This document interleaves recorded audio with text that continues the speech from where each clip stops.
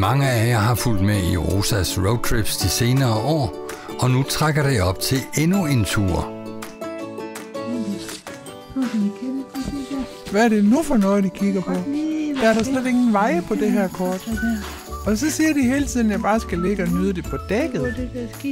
Jeg forstår simpelthen ikke en flyvende hundekiks af det her. Lippes, skal du være fin? Ja, det var godt. Du er dygtig. Være fin og være fin. De har garanteret en bagtanke med det, når de siger det.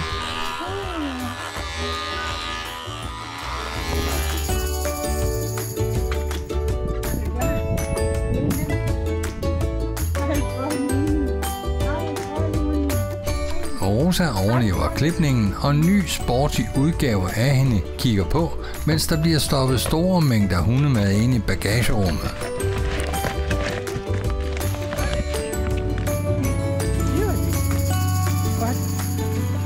Rosa finder sig til rette på bagsædet. Hun forbereder sig på en lang tur.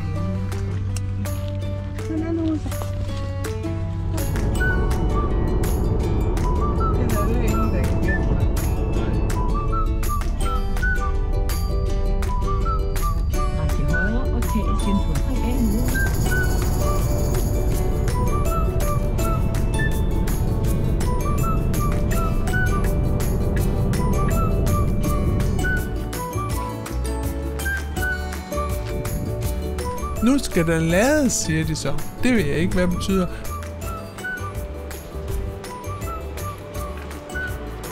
Men når bare vi kan spille bold imens, så er jeg glad.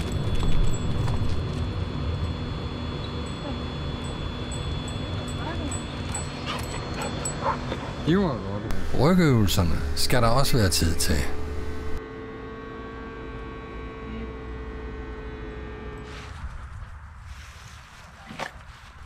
Endelig, efter lang tids kørsel, er vi fremme, og Rosa får igen græs under poterne og frisk vand i skålen i smukke omgivelser.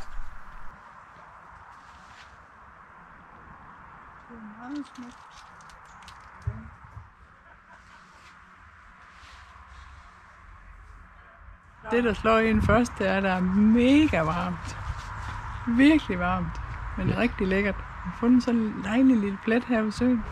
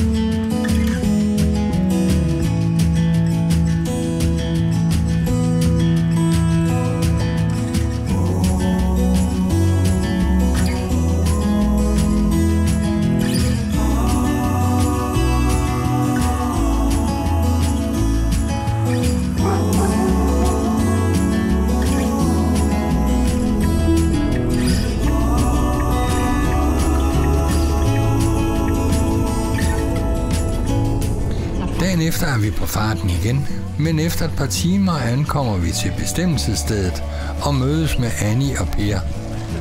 Jamen hov, dem kender jeg jo. Hvorfor er de også kørt hele vejen hertil?